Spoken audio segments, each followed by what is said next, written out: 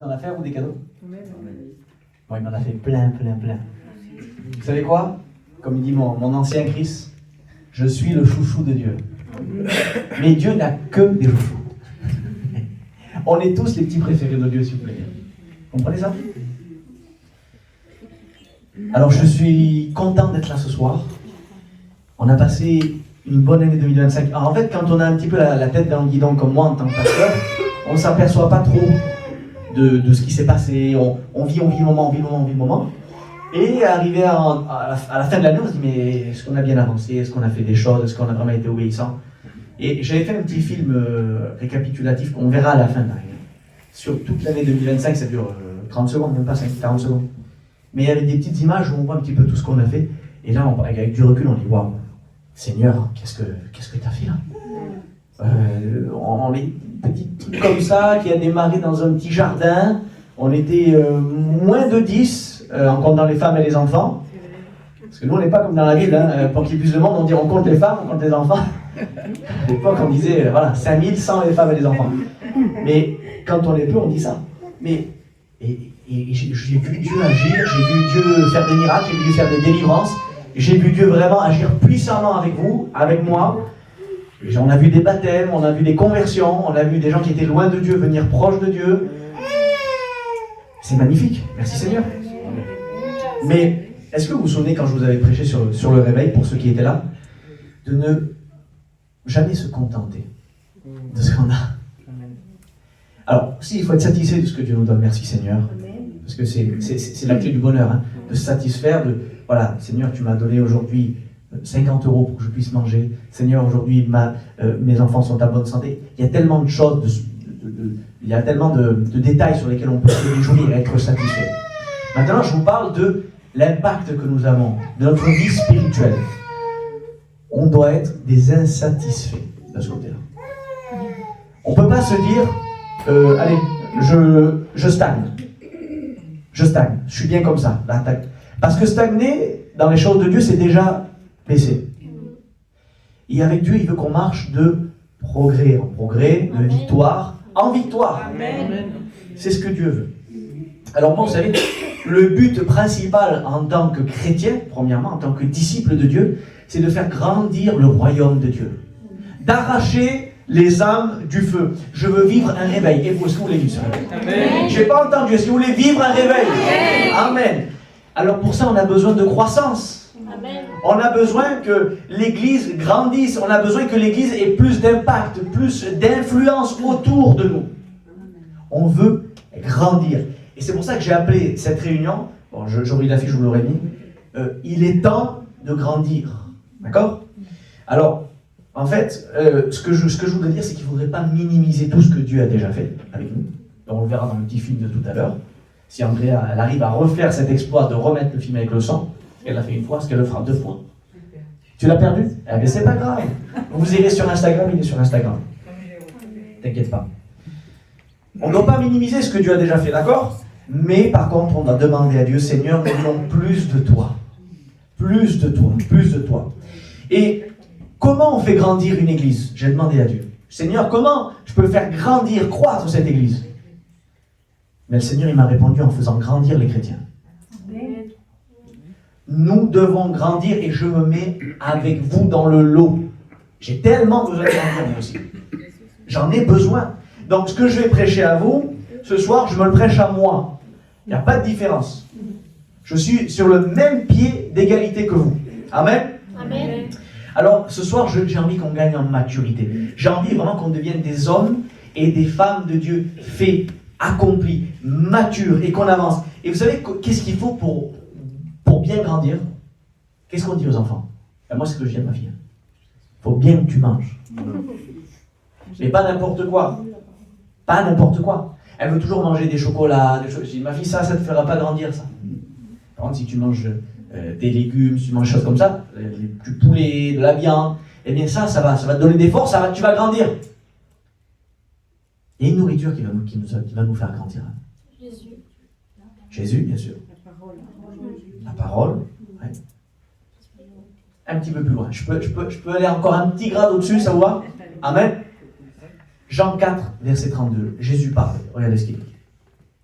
j'ai à manger une nourriture que vous ne connaissez pas.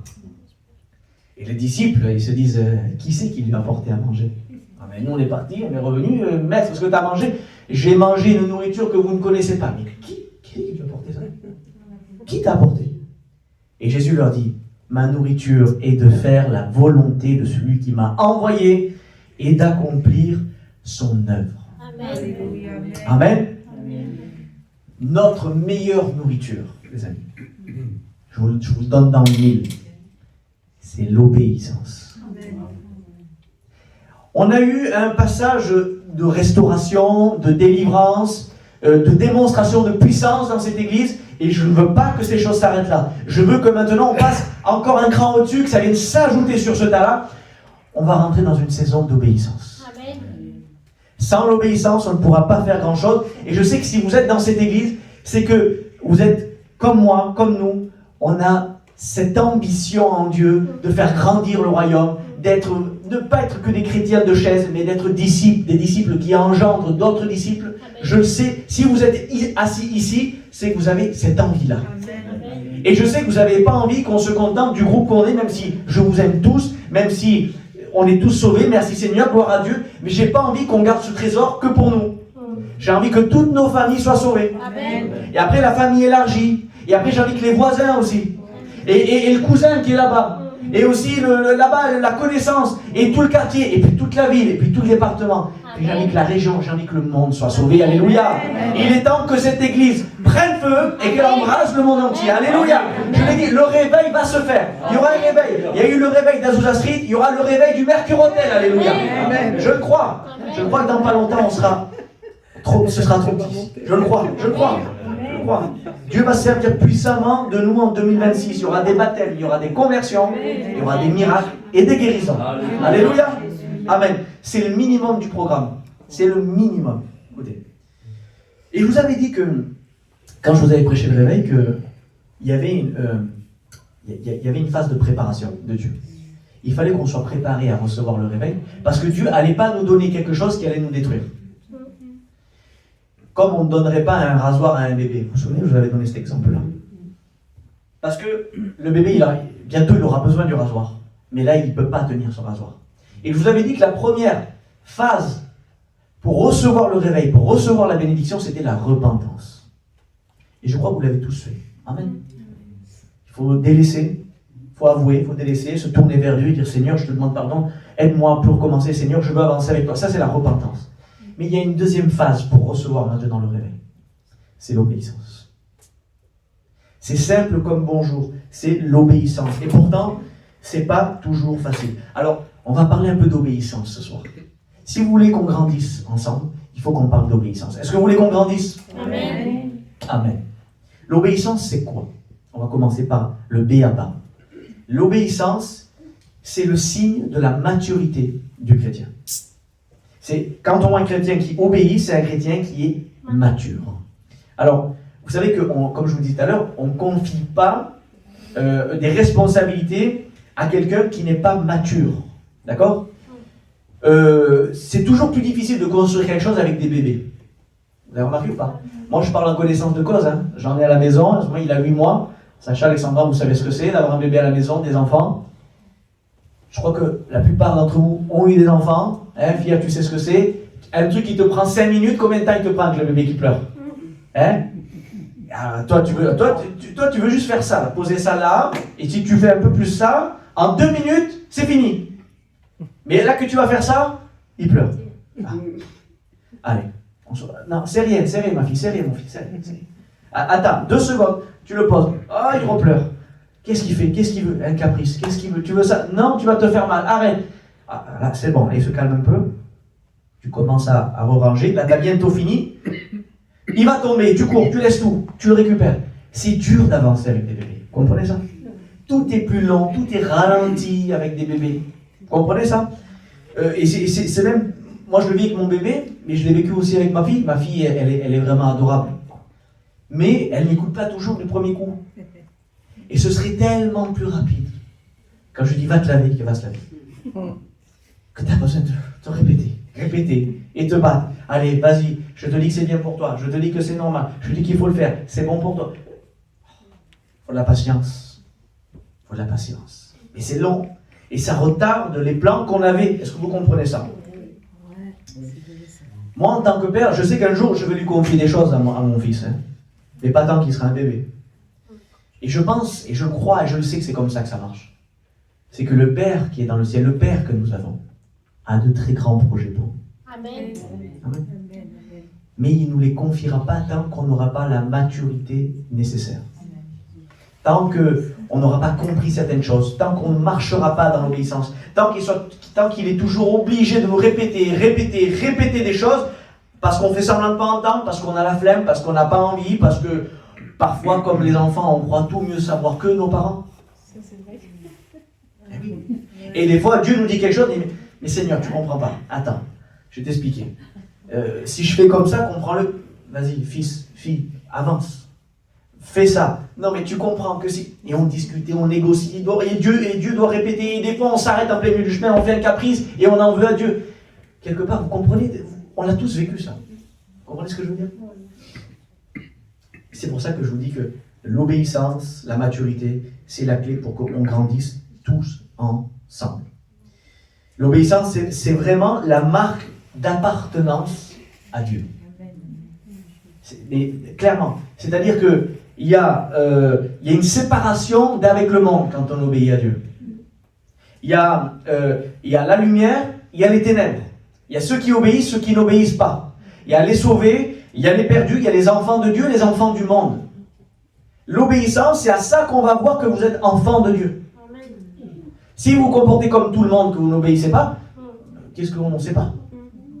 Alors regardez ce qu'il dit Jésus. Il dit, à ceux-ci tous reconnaîtront que vous êtes mes disciples, si vous avez de l'amour les uns pour les autres. Donc, il y a quelque chose que les gens vont reconnaître. Il y a quelque chose qui va dire, il n'est pas pareil. Il y a un truc en plus. Et je sais que certains l'ont vécu, que simplement avec leur témoignage, les gens ont dit, mais qu'est-ce qui s'est passé? Je veux savoir qu'est-ce qui s'est passé. Qui t'a changé? Pourquoi tu t'énerves plus? Pourquoi tu... J'obéis à Dieu. J'aime Dieu. Amen. Et là, on touche vraiment au cœur de l'obéissance, c'est-à-dire la loi de l'amour. Il dit, c'est à l'amour que vous aurez les uns pour les autres qu'on vous reconnaîtra. Amen.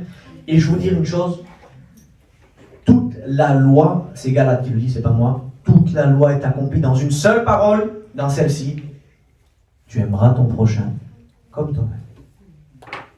Comment ça, Seigneur? Je peux alors accomplir toute la loi? Oui, tu peux accomplir toute la loi dans l'amour. Si tu aimes ton prochain comme toi-même, tu as accompli toute la loi. Comme quoi, c'est facile de marcher dans l'obéissance. Facile à dire en tout cas. Et tout ce qui va suivre dans ce message, tous les conseils que je vais vous donner, tous les commandements que je vais vous donner, tous les redressements parfois, des fois ça va piquer un peu. Mais écoutez, tout ce que je vais vous dire, tout cela doit être motivé par l'amour derrière. L'amour de son prochain. Si l'amour n'est pas la base de ça, ça ne sert à rien. Vous vous souvenez qu'on a prêché l'amour? Quand j'ai prêché l'amour, qu'est-ce qu'on avait lu? On avait lu 1 Corinthiens 13 qui nous disait, je peux faire ci, je peux faire ça, je peux donner mes biens, je peux faire... Si je n'ai pas l'amour, je ne sers à rien, je ne suis rien, ça ne sert à rien tout ce que je fais. D'accord? Alors, est-ce que vous voulez opérer dans l'amour et dans l'obéissance cette année? Amen. Je le crois vraiment que cette prédication-là, elle est en train de nous mettre sur les rails pour 2026. Tac. Amen. Et là, les wagons pourront commencer à avancer, puisqu'on aura une église qui marche dans l'obéissance avec lui. Et vous savez, quand on ne marche pas dans l'obéissance, donc quand on marche dans la désobéissance, eh bien, il y a certains risques.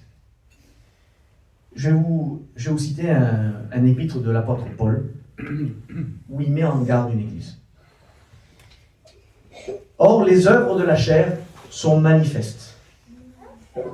Donc, les œuvres de la chair, ce sont les œuvres qui sont contraires à l'esprit, et donc contraires à la volonté de Dieu, et donc contraires à l'obéissance.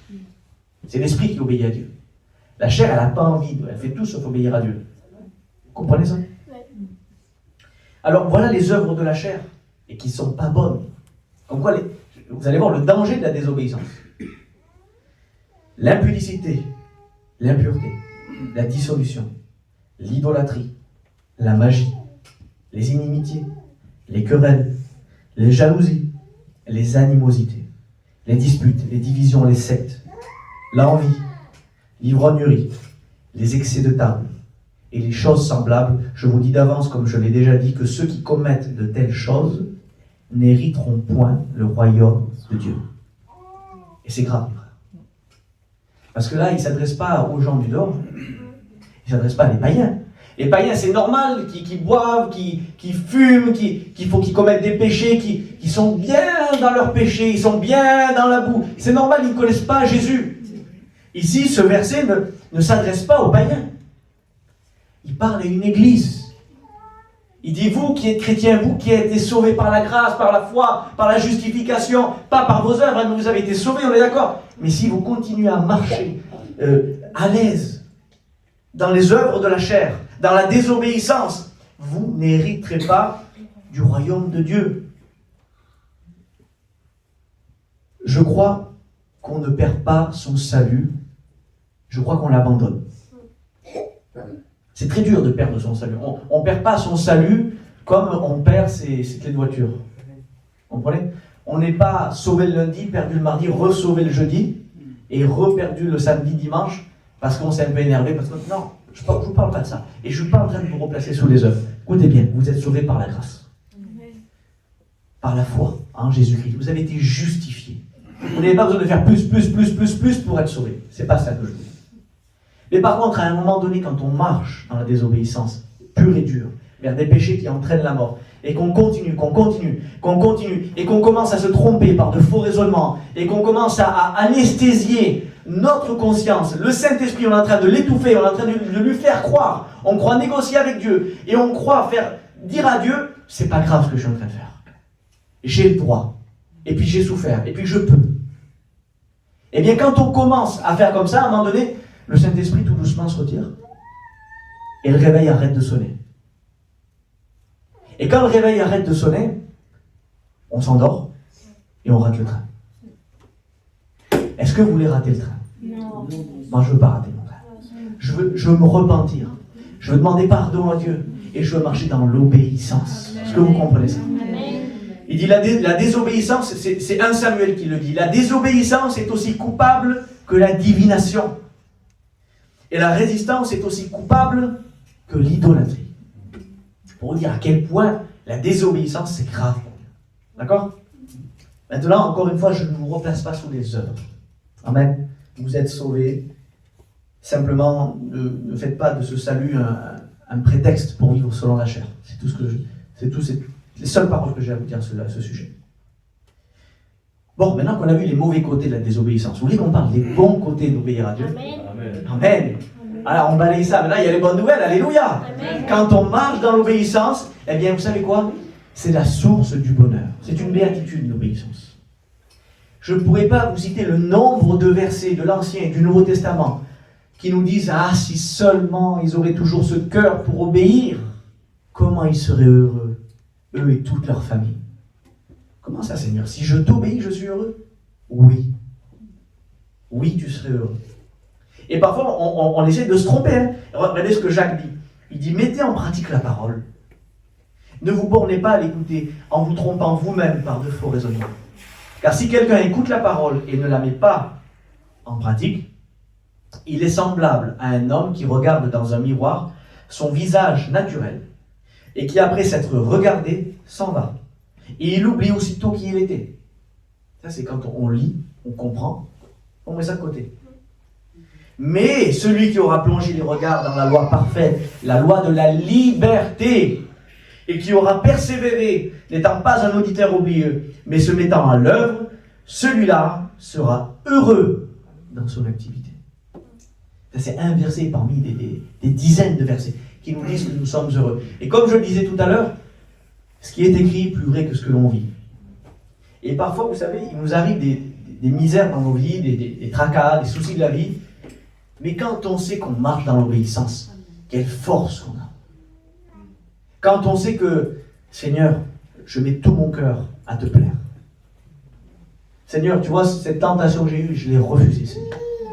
Ah, quelle force qu'on a quand on marche dans l'obéissance. Mais à l'inverse, quand vous savez que vous avez fait quelque chose qui déplaisait à Dieu, Alors je ne dis pas que Dieu vous aime plus, Dieu vous aime toujours autant. Que vous soyez en bas, que vous soyez en haut, Dieu vous aime toujours pareil. L'amour, il est comme ça de Dieu. Mais en vous, vous sentez que quelque chose coince. Vous sentez qu'il y a un grain de sable qui vient coincer l'engrenage. Vous sentez qu'il y a un blocage à une bénédiction. Vous sentez qu'il y a... Parce que vous savez que vous marchez dans la désobéissance.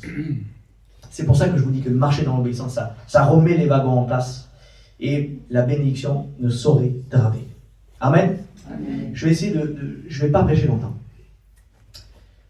Je voudrais vous donner quelques... Là, on a fait un peu de théorie ensemble. Qu'est-ce que c'est que l'obéissance, du danger de la désobéissance. Et on a vu aussi, pour ceux qui suivent, les bons côtés de l'obéissance, le bonheur qu'on a quand on obéit à Dieu. Amen. Maintenant, je vais simplement vous donner quelques petits points, quelques petites pistes pour marcher dans l'obéissance. Mais ce n'est pas une liste complète, exhaustive, ce que je vous dis là. Mais parfois, vous savez, il faut s'arrêter de faire de la théorie, il faut faire de la pratique. Et dire, Seigneur, il est écrit, j'obéis. Et je ne ressens pas, obéis.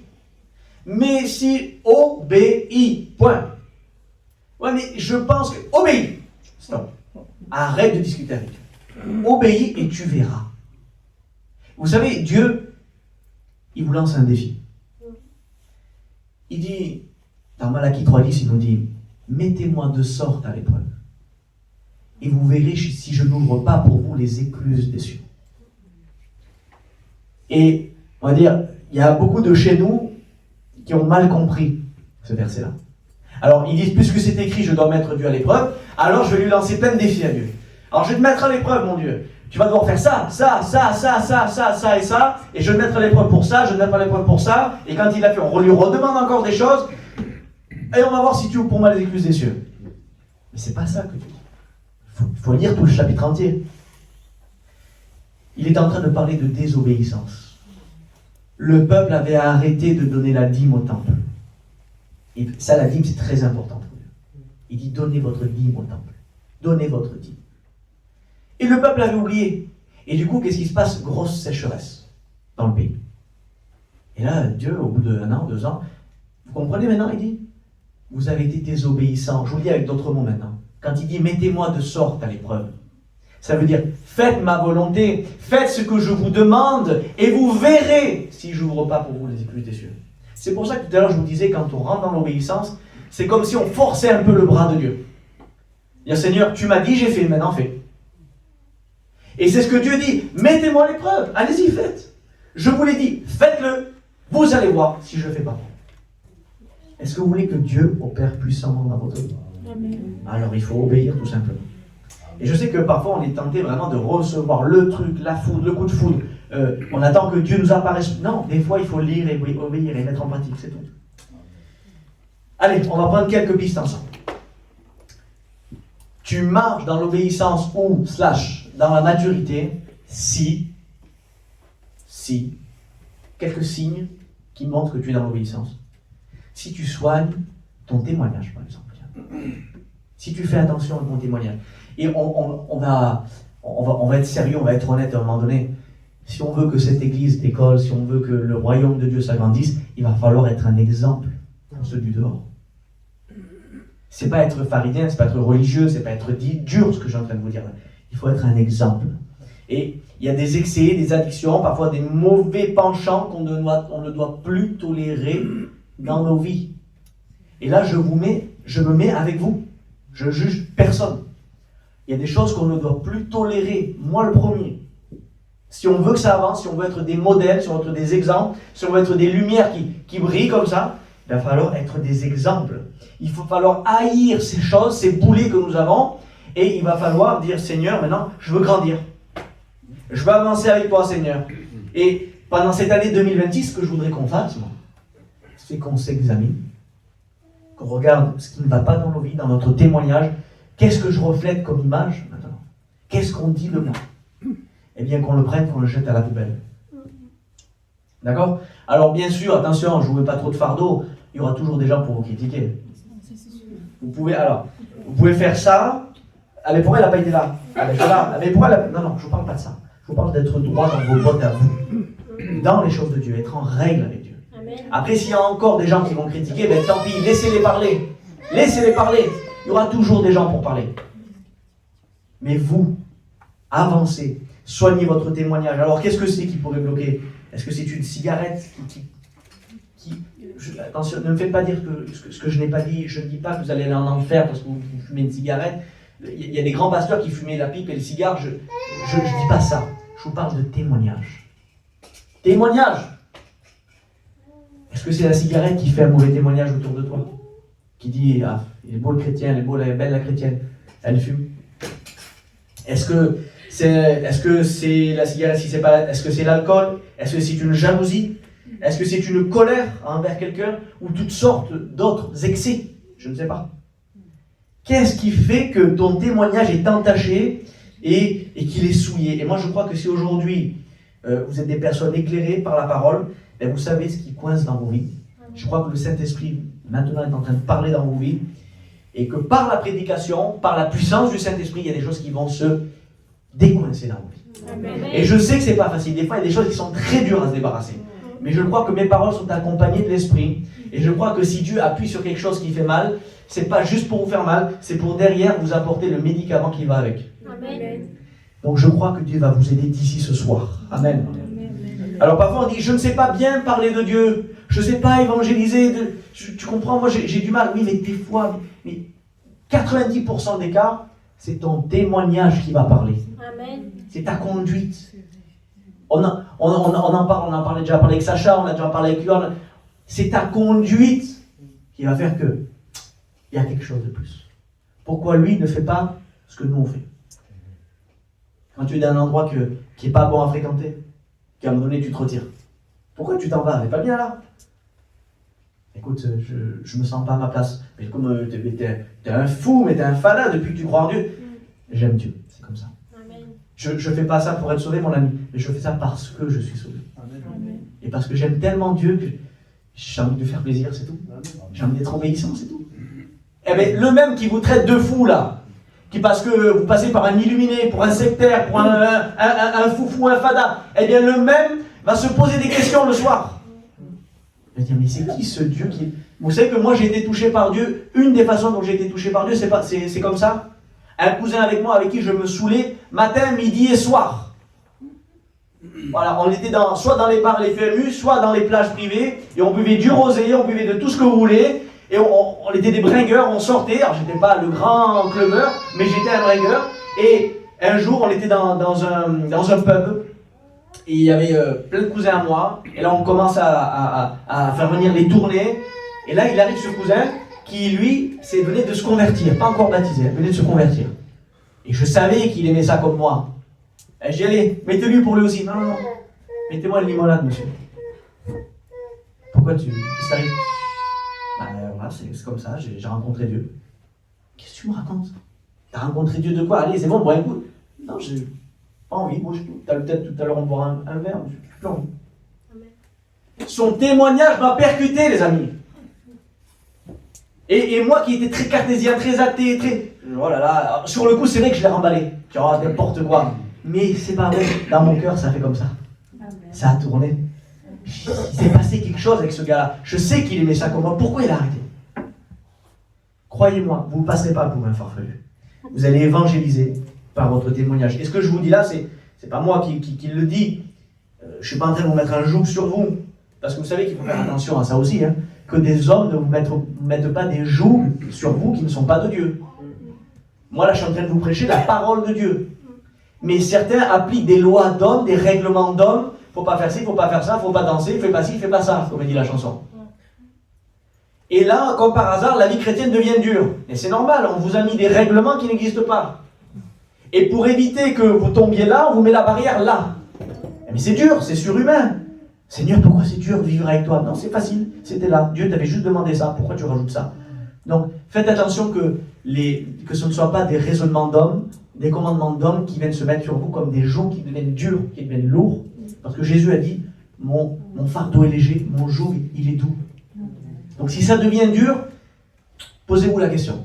Est-ce que ça vient vraiment de Dieu? Voilà. Et du discernement. Mais regardez ce que dit l'apôtre Pierre, dans Pierre 2,12. ayez au milieu des païens une bonne conduite, afin que là même où ils vous calomnient, comme si vous étiez des malfaiteurs, eh bien ils remarquent vos bonnes œuvres et ils glorifient Dieu. Vous voyez ? L'obéissance, la bonne conduite comme moyen d'évangélisation.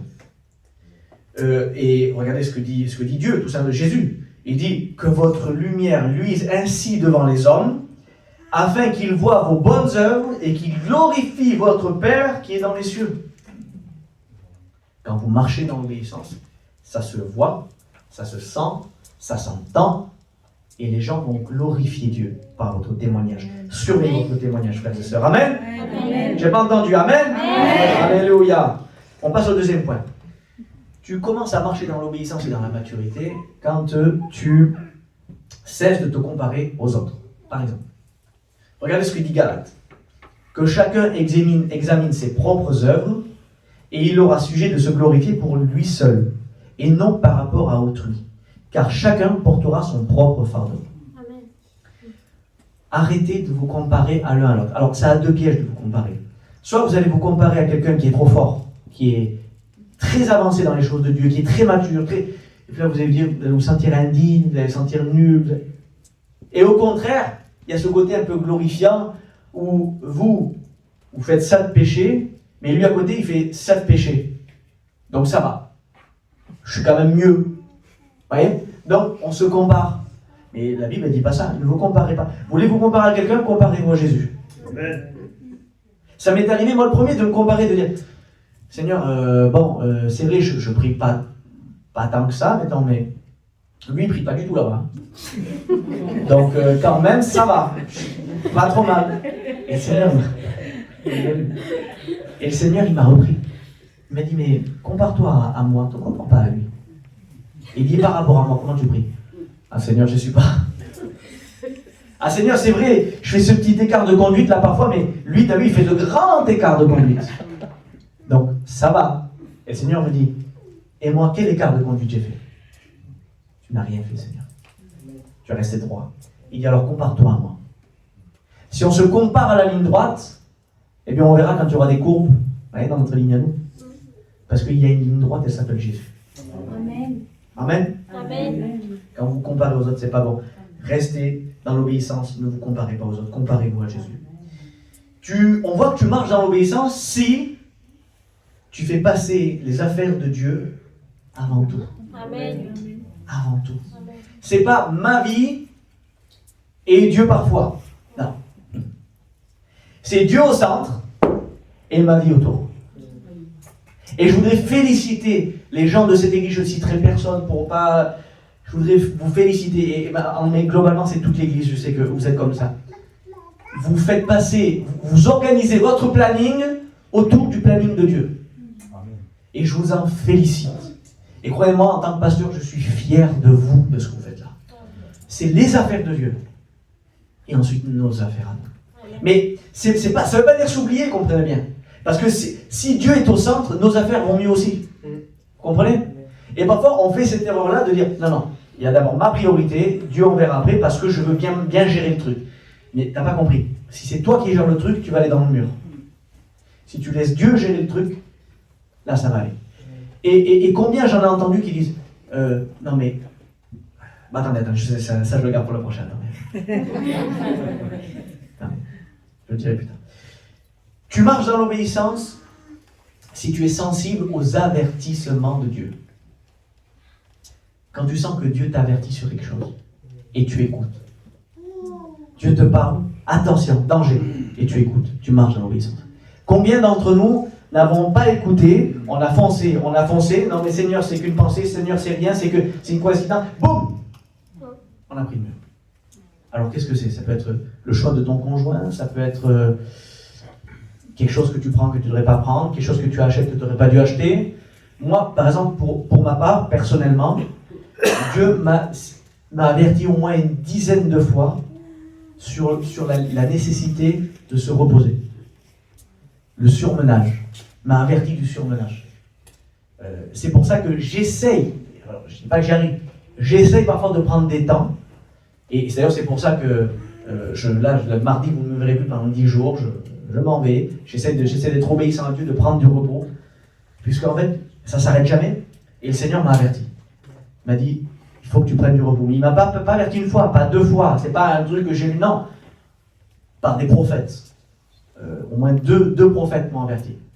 Mon pasteur ancien, des chrétiens, dans la parole de Dieu, des confirmations, des avertissements de Dieu. Et là, je me dis, si je continue comme ça et que j'écoute pas ces voix-là, eh bien, il ne faudra pas s'étonner si un jour je fais un burn-out et que je laisse tomber l'église et que vous seriez peut-être livré à vous-même. Il ne faudrait pas s'étonner. Parce que je n'aurais pas écouté, je n'aurais pas marché dans l'obéissance. Alors, qu'est-ce que Dieu...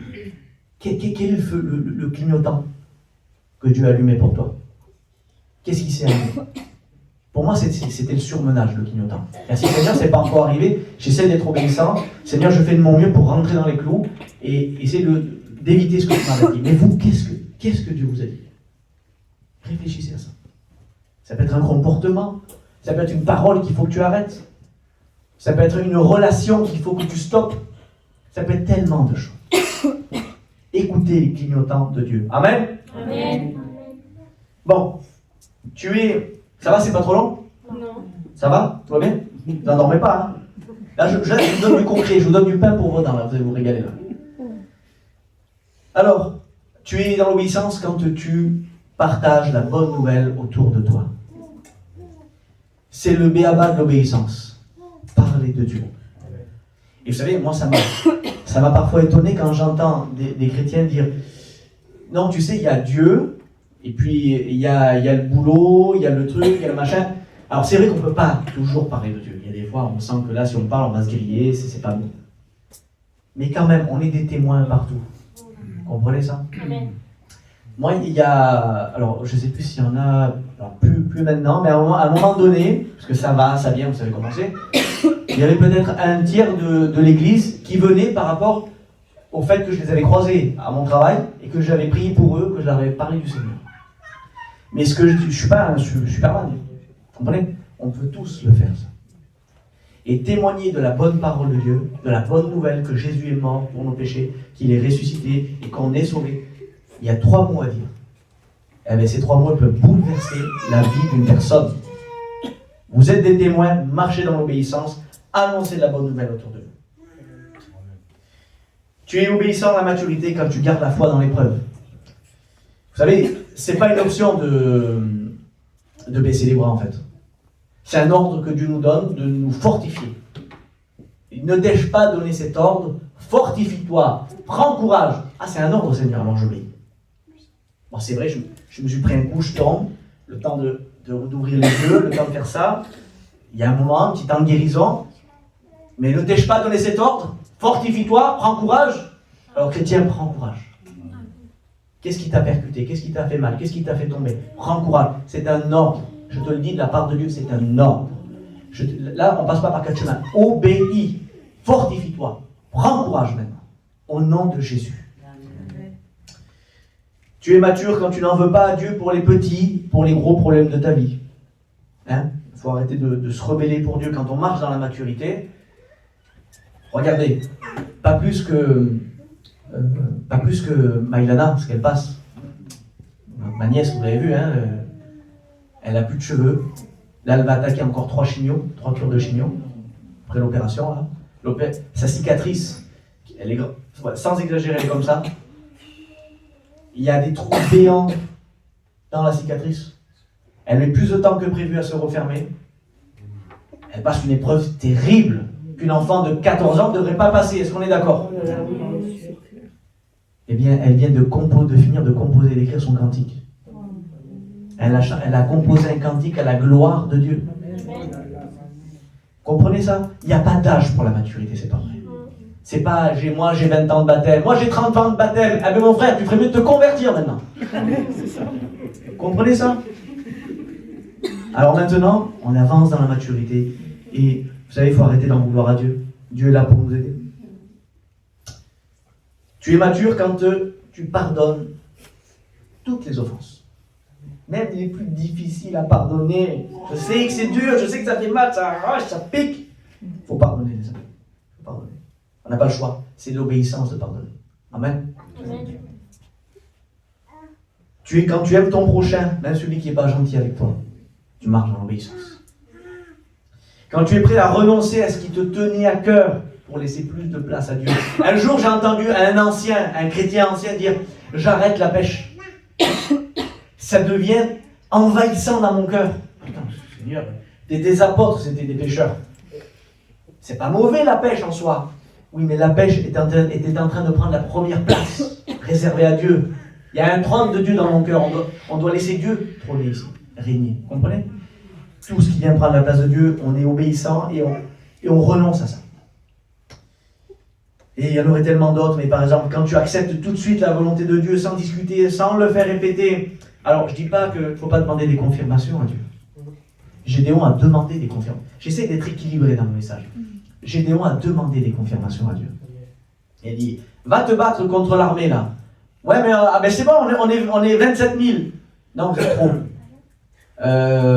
Et là, 20 000, trop.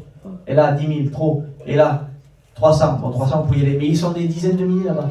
Vas-y à 300. D'accord. Mais alors, c'est chaud quand même. Alors, confirme-moi que c'est bien ta voix que j'entends. Je vais mettre un tapis, il faut que ce soit mouillé. Vous la connaissez cette histoire-là. Il a demandé 2 confirmations pour être sûr. Et il est parti. Il est parti au combat. Je ne dis pas qu'il ne faut pas demander de confirmation. Mais quand on sait que la parole, elle vient de Dieu, à un moment donné, il faut y aller, il faut obéir. Parce que comme je le disais tout à l'heure avec ma fille ou avec nos enfants, quand on dit « va te laver ». Non, j'ai pas envie. Va te laver. Mais non, demain. Non, pourquoi ça prend du temps? Le plan de Dieu ne doit pas être ralenti. Je ne voudrais pas que ce soit ralenti dans notre église à droite. Amen. Est-ce qu'on veut être des chrétiens obéissants, matures ce soir? Amen. Il y a tellement de choses à dire, donner à boire à celui qui a soif, à manger à celui qui a faim, visiter celui qui est tout seul, dans les hôpitaux, quand tu ne te vantes pas de tes bonnes actions. Il y a tellement d'actes d'obéissance à accomplir ensemble. Mais ce n'est pas difficile, ce n'est pas des commandements durs, c'est pas... D'ailleurs, j'en arrive à ma conclusion. Vous savez, il suffit simplement de lire la parole de Dieu. Il y a des moyens simples pour plaire à Dieu.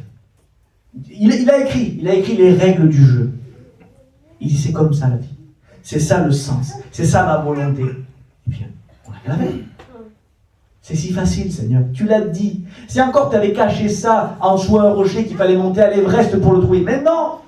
Dans chacune de vos Bibles, c'est écrit. Il faut juste obéir. Et pas, encore une fois, pas pour être sauvé, mais parce que nous sommes sauvés. Maintenant, je te pose une question simple.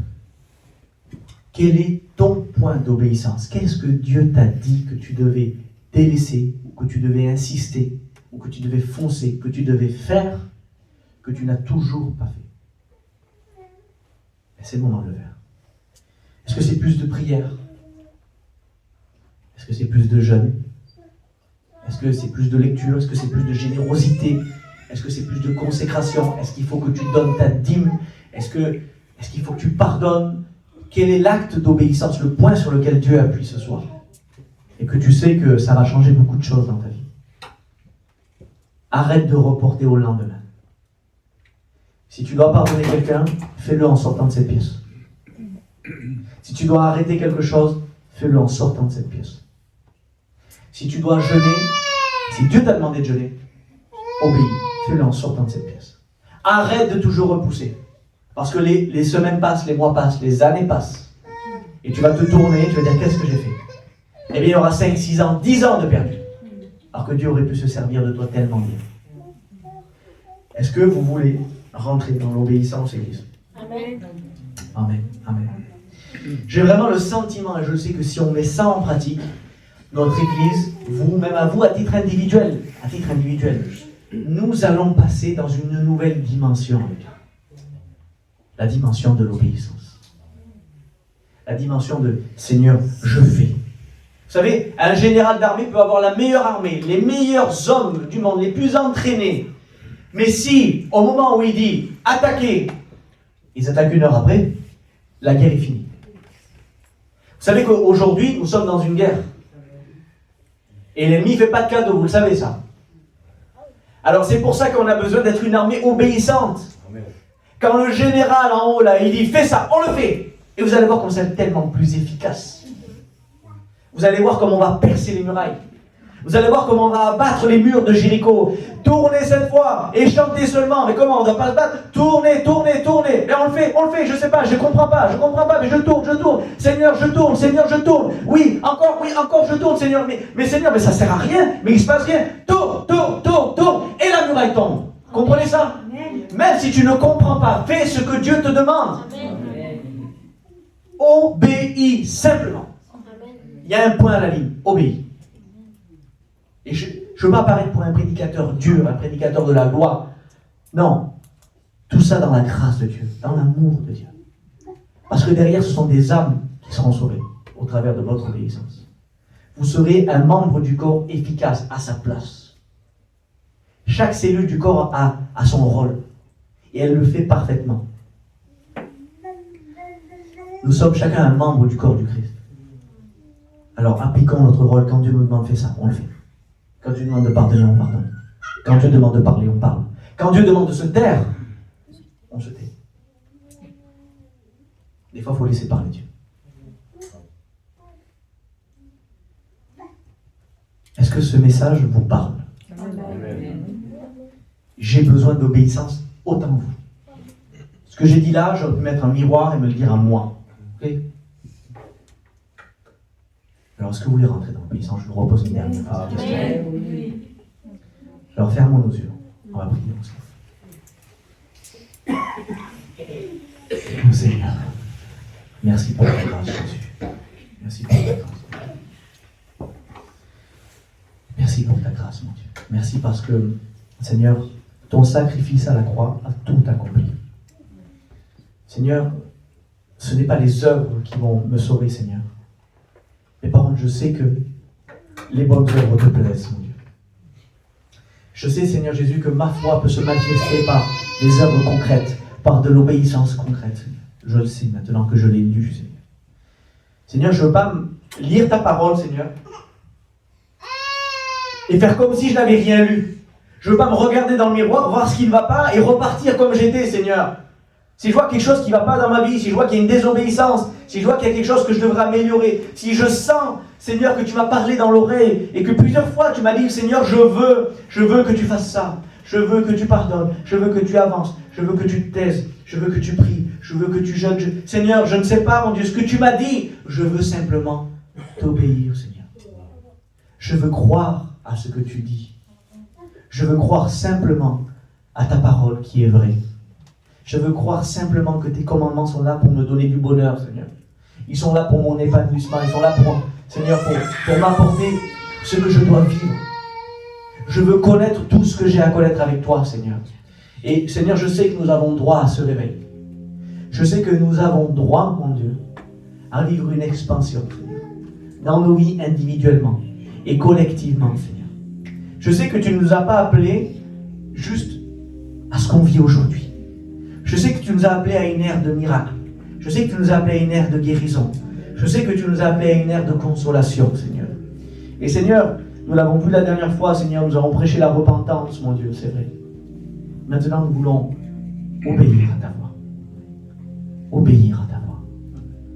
Jésus, que tu puisses intensifier, Seigneur. Intensifier ta présence. Intensifier, Seigneur, le son de ta voix. Augmente l'intensité de ta voix pour ceux qui ont besoin d'écouter, Seigneur. Peut-être que certains ont du mal à discerner ta voix maintenant. Eh bien, je prie que dans le nom de Jésus, qu'ils puissent maintenant reconnaître le son de ta voix. Au nom de Jésus. Au nom